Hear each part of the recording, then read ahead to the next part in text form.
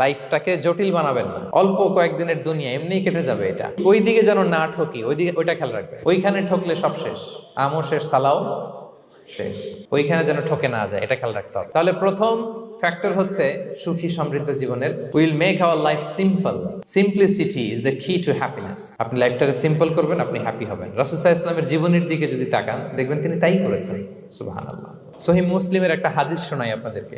আম্মা জান আয়েশা রাদিয়াল্লাহু তাআলা আনহা বর্ণনা করেন। তিনি বলেন, একদিন সকালবেলা রাসূল সাল্লাল্লাহু আলাইহি ওয়াসাল্লাম আমার বাসায় আসলেন। ফজর নামাজ পড়ে এসে বলতে, আয়েশা ফজর নামাজ পড়ে আসছি, ব্রেকফাস্ট করার মতো কিছু আছে ঘরে? ইয়া রাসূলুল্লাহ, কিছু নাই। নাই? ঠিক আছে, আম ফাস্টিং, যাও আমি রোজা রাখলাম, রোজার নিয়ত করলাম।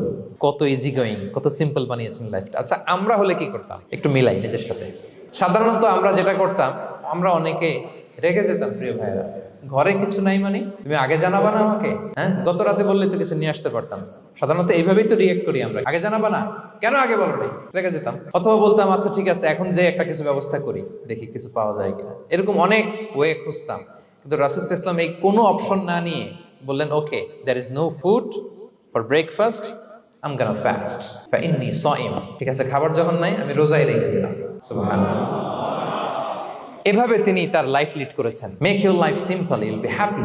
জটিল না করে সহজ করুন, আপনি হ্যাপি হবেন।